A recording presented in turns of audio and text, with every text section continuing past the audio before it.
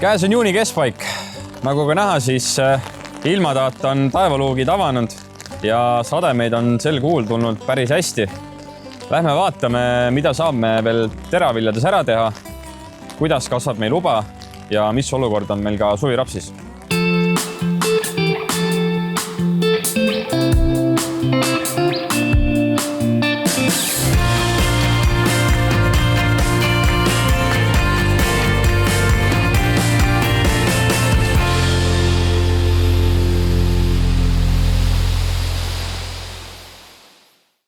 Olen tulnud siia Suviodra põllu peale ja hetkene pilt näib üsna lopsakas ja väga kena kasvuga. Et kuna vihma ikkagi sajab ka veel siin juurde, siis veest ei tohiks antud põllus puudust olla. Kui kasvufaasi vaadata, siis tegelikult lipuleht on siit ka vaikselt juba välja tulemas.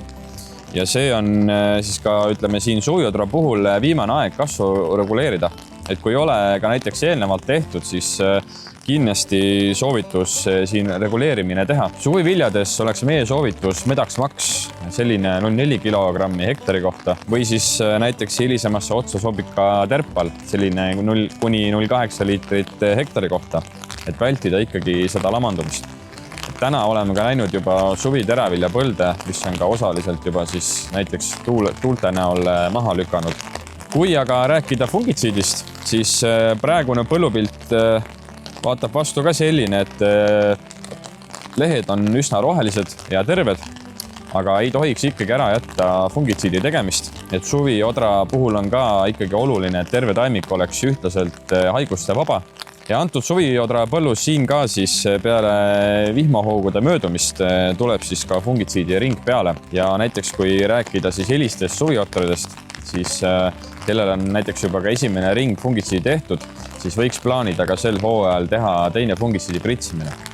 Nagu me ka Taliodra katsest oleme juba näinud, siis üks fungitsiid versus kahekordne fungitsiid, siis kahekordse fungitsiidi puhul me oleme ikkagi täheldanud kõvemat haiguste surve kontrolli all hoidmist. Et hilistes suviotrades sobiksid samuti toodeteks näiteks Palaia või Revitrex selline 0,5 liitrit hektari kohta, et hoida ka ülemine osa ja pähikud siis tervena, et romulaaria ei saaks meil nakkuda. Ja selle tulemusena võiks siis olla ka lõpuks saak suurem.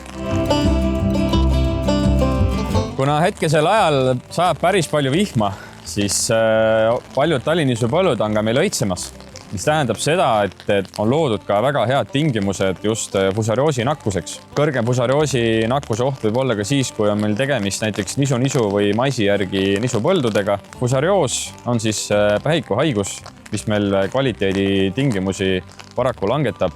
Ehk siis siin paslik oleks rääkida ka veel Tallinnisu T3 pritseringist. Nimelt siis just fusariosi tõrjest. Siis kõigepealt tuleb minna põldu ja vaadata, mis kasvufaasis meil Tallinnisu on. Ja kui me näeme, et pähikust on hakanud keskelt tolmukad välja ajama, see tähendab seda, et õitsemine on saanud alguse ning oleks hea ja ideaalne aeg siis teostada fusariosi tõrjet. Fusariosi tõrjeks soovitame kasutada siis asooltüüpi fungitsiide.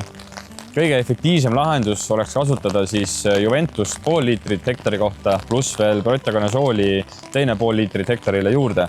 Et see on kõige efektiivsem lahendus fusariosi tõrjeks ja me saame ka kõige laiema spektri. Endiselt on meil käimas ka veel teraviljade fungitsiidi kampaania, kus ostes vähemalt 2 erinevat passufungitsiidi on võimalik siis saada ka tasuta Juventust kaasa. Kampaania kehtib meil kuni juuni lõpuni, nii et ootame teid veel üles arveid laadima, et siis Juventust ka veel tasuta kätte saada. Et antud juhul oleks tasuta Juventus praegu nagu rusikas silmaauku, eks oleks võimalik kasutada fusariosi tõrjeks ja hoida Tallinnisut siis võimalikult kaua puhtana ja ka kvaliteeti samamoodi siis hoida.